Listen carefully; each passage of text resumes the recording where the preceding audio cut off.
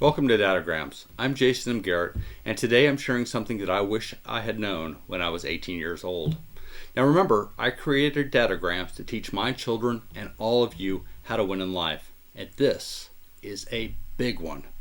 Because if you're falling in love, thinking about marriage, or watching someone you care about fall hard and fast, you've got to hear this one. Because what I'm going to teach you could save you years of heartache or help you build a marriage that actually lasts. Let's start with a hard truth that nobody wants to hear. When you're head over heels in love with someone, that magic feeling in the beginning, the butterflies, the thrill, the constant texts, the late night calls, and the endless lovemaking, that's actually not love. Technically, it's called infatuation, and it's real, but it's not permanent. Scientists and relationship experts like John Gray, who wrote the outstanding book Men Are From Mars and Women Are From Venus, has shown that the chemical high that we get during that time is driven by dopamine and oxytocin and a few other chemicals your brain pumps out to bond you quickly to another. It's nature's little trick to bring two people together long enough to potentially create a child. And it certainly does work. But here's the thing. The emotional high usually starts to fade around 18 months into the relationship. That's right, about a year and a half in, the fog clears. You stop idealizing the other person. You start noticing the quirks, the habits, the values, the stuff that just doesn't quite match yours. And for many people, that's when the drifting begins. And disappointingly, it's meant to. So we can drift on again, find another partner, and ideally have more children. And that's the factual nature within all of us. But here's the best piece of advice for all of you. If you're thinking about marrying someone you're wildly in love with, wait. Wait for at least 18 to 24 months before you commit to that. Not because you're afraid of commitment, but because you're respecting the biology of your own brain. Give it time to settle. If you drift apart, it may hurt one of you. Actually, it's probably going to hurt both of you to some degree. But at least it's better than trying to make a bad marriage work or deal with a divorce. Or for Pete's sakes, you can avoid all the emotional damage to the children who are caught up between you and your spouse or partner. You'll have saved yourself a lifetime of mismatched expectations and a whole lot of disappointment, pain, and suffering.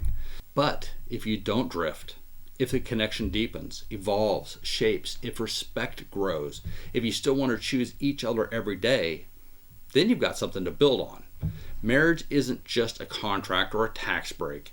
It's a force multiplier.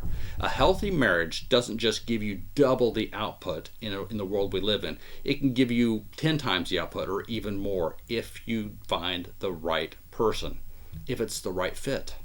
Two people aligned in love and purpose can raise strong children, build businesses, and make lots more money together, navigate tragedy, care for aging parents, and leave a legacy.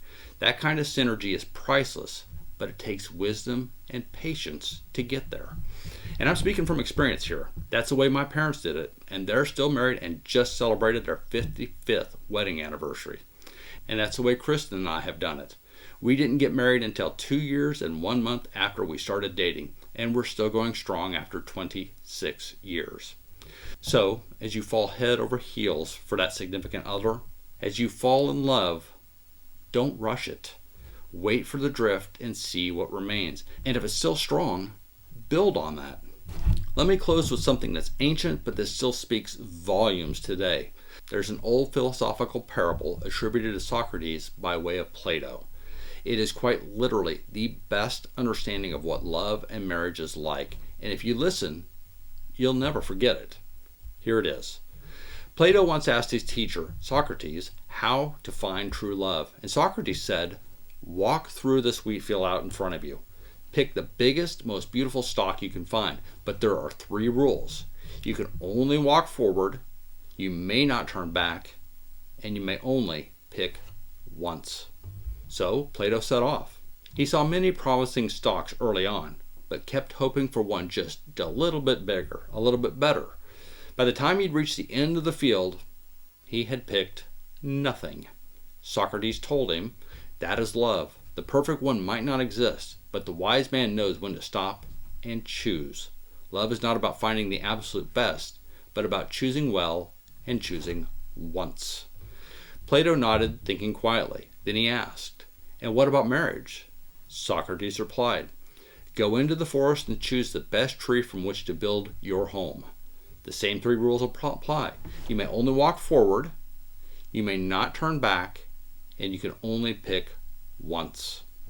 This time, Plato walked more deliberately. He sees a solid tree, not perfect, but strong and tall, and he stops and he selects it. He turns to Socrates, who nods approvingly. That's marriage. The wise man doesn't wait for perfection. He chooses well and then builds wisely. So if you're in love right now, good. Enjoy it. But be smart. Give it time. Let the drift do its work. Then make your decision. And if you're a parent and your kid is falling in love hard and fast, share this with them, because it just might be the most loving thing you can do. Thank you for watching this Dadogram, and I'll see you next week with another.